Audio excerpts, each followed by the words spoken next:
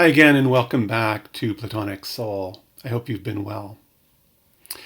So today we're at that climactic point of Plato's symposium again, the ladder of love or desire, eros, this image that the prophetess Diotima has shared with us that conveys really the core teaching of love in the Platonic tradition.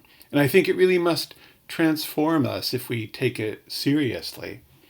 And so, actually, one of the first questions that really kind of demands to be answered as soon as we encounter this image and reflect on it is, can we take Diotima's teaching seriously? I want to talk today about how and why we absolutely can and should. So first of all, why should we ask even whether we should take this teaching seriously? Well, I think there are two main reasons, two potential sources of doubt, if you will. The first is one I've dealt with to some extent in earlier episodes, but I think it's a significant one, and it sort of splits in turn into two. We may bring to our encounter with Diotima and to the Platonic philosophy in general the same preconception that sort of haunts our modern Western society when it encounters any pre-modern way of thinking. The notion that science has rendered previous systems of thought obsolete. And my answer to that, you might remember, is that science can't tell us about goodness. The good is just outside the scope of science. And goodness, that of the universe and the people in it, including ourselves, is always going to be a deep-set human preoccupation, probably much more than we're even consciously aware of. And the sense we make of goodness has a lot to do with the hope or lack thereof that we bring to life. The second part of this first reason is kind of a cousin of what I've just said, and it's this resistance we may have to philosophical system nowadays, because it may seem to us in this kind of skeptical age that we're living in that philosophical system is necessarily closed-ended, and so by its nature too rigid for the infinite complexity, you might say, of human life. It's too rigid to really capture, you could say, the flux. I'm thinking mostly of more recent thought, but we see this attitude already expressed in Goethe's Faust. There's this really kind of alluring line in it. Gray, dear friend, is all theory, and green, the golden tree of life. There's an undeniable appeal to this message, I think, and somehow it works as poetry, even though the same thing, the tree of life, is said to be two different colors. And yet, this is quite literally the devil's talk. This is what Mephistopheles tells a young student in the play in order to tempt him to evil. And I think the basic evil of this thought is this false dichotomy that it contains, that one must choose between thought and life. And in fact, in some way, the whole point, I think, of the Platonic philosophy is to reconcile or harmonize these things. We kind of need to know the good because we instinctively orient ourselves toward it as we try to lead our lives. Related to that, I think we also, no matter what we may tell ourselves, instinctively attach ourselves to systems of thought. So we might as well find ourselves a good one, not just the kind of fragments of system that we may find in aphorism, not to mention the many rage farms we may encounter in social media. So that's the first reason, or a pair of closely related reasons, why we might ask whether we should take Diotima's ladder seriously.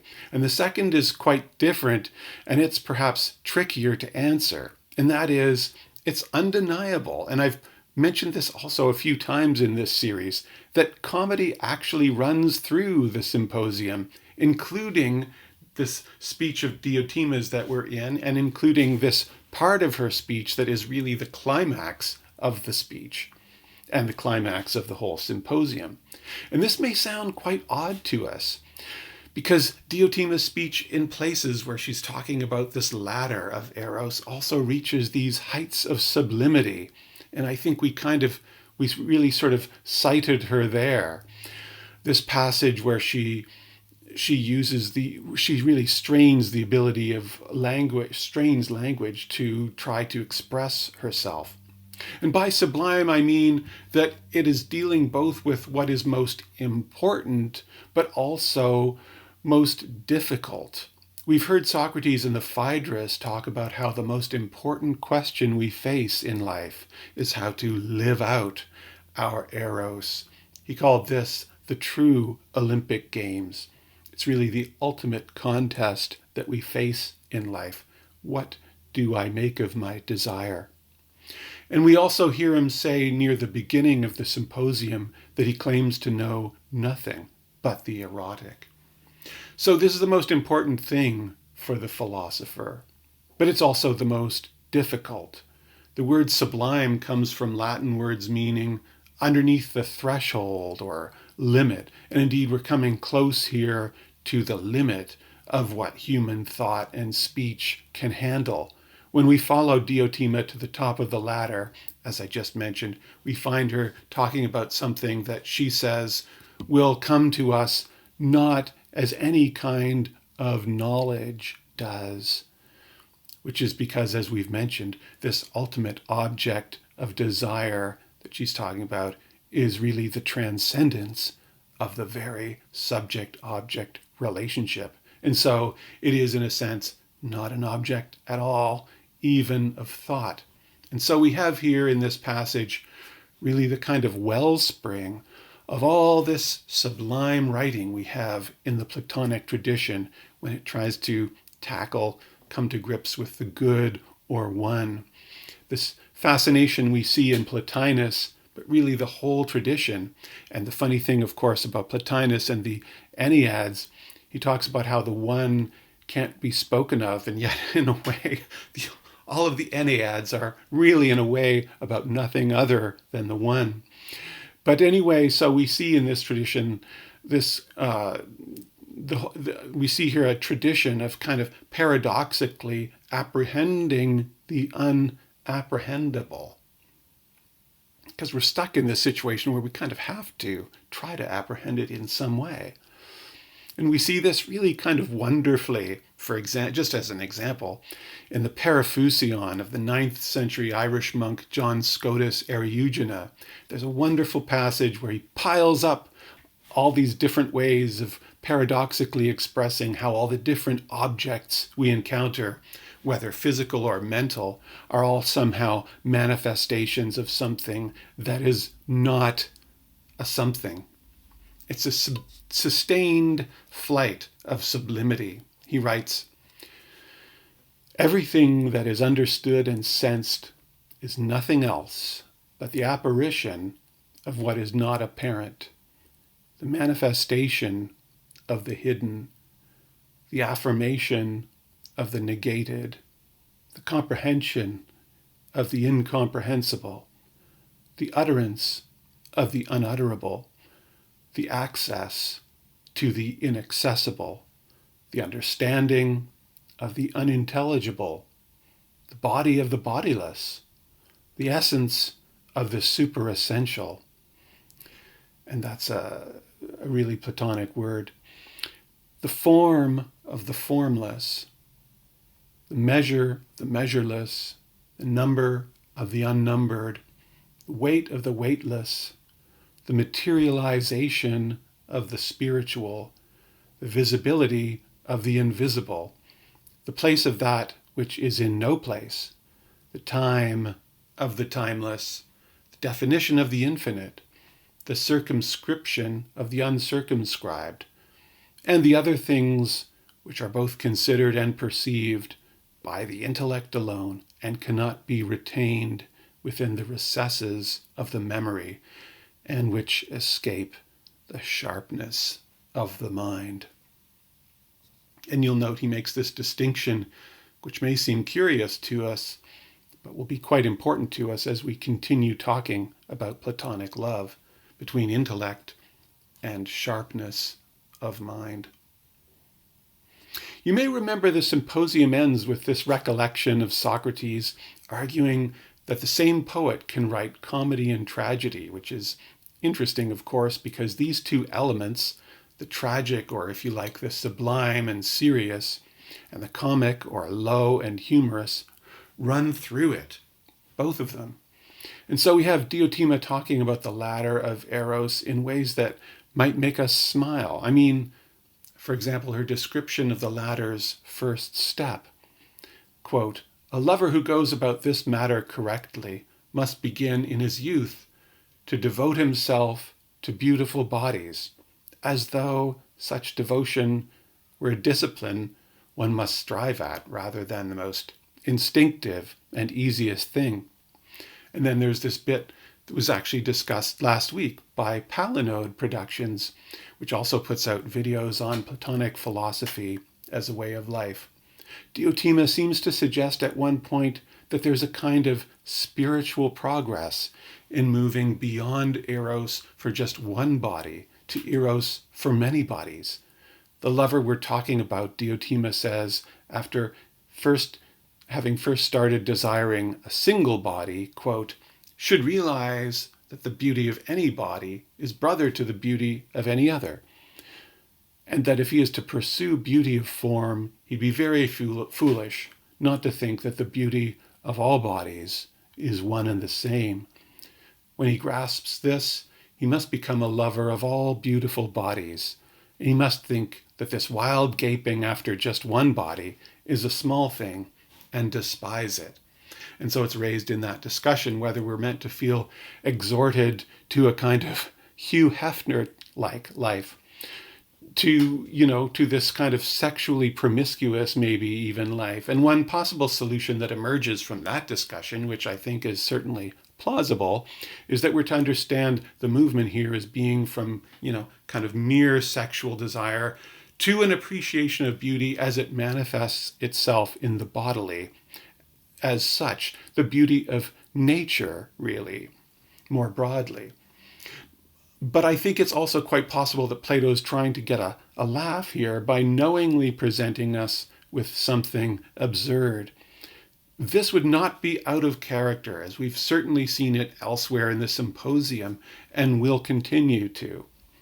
So why then would Plato, through Diotima, be joking with us? Isn't it kind of self-defeating? Doesn't this self-mocking humor kind of undermine that sublimity? Well, actually, I don't think so. I think we can enjoy the humor and still take the argument deadly seriously. And here's why I say that. I think there's a reason for these moments of absurdity. There's an intent behind them. What Plato is trying to do here is similar, I think, to what he's doing in this dialogue by having made it this kind of Russian doll with all these layers of voices. We talked before about how there are, I think, 4 or 5 removes, depending on how you count them. The point is to get across once more the obscurity of the subject matter. The absurdity creeps in when we start to take Diotima's schema too literally, I think. This idea, for example, that our love lives can proceed in these discrete steps such that one has graduated, for example, from this stage of loving bodies to the next stage of loving souls, or you could say personalities. That one goes through these, one graduates as one might through a school, and one sort of leaves the lower teaching completely behind. There's also something ridiculous about the point of this ascent being all about making more beautiful speeches, as she seems to suggest at one point. But the important thing, the sublime thing, is the overall message that it is possible to live out our desire as a ladder rather than a maze. There is a higher love than the one we seem to be immediately presented with. That there can be progress in our ability to understand what we want, and that we can come to this ultimate step of a kind of vision of, or oneness with, absolute beauty, beauty itself, through an intentional process that imbues the whole thing with meaning. And this is going to result in truth-telling on the most basic level. There's reasonable hope that the speeches we make, not just outwardly, of course, to others, but to ourselves in our own heads are going to have the beauty of truth. Diotima is in on the joke. We laugh with her. We recognize with her that we're talking about something that can barely be talked about. And yet we can accept her ladder because, on the other hand, this thing that we're talking about that is almost impossible to talk about also happens to be the most important thing we can talk about. And what that is, in broad strokes, regardless of whether the particulars are correct or simply kind of absurd, the essence of it is this twin existential hope that I talked about last time, which lies simply put in this. There's reasonable hope that we can satisfy our desire, and that process by which we satisfy our desire, by understanding it, by understanding this object that isn't an object, is actually nothing other than the process by which we get better. We can't go through this process of really satisfying our desire without being transformed by the absolute good or beauty and being made more like it. So that there's a kind of natural drive to virtue, a sense in which it is our nature to be good.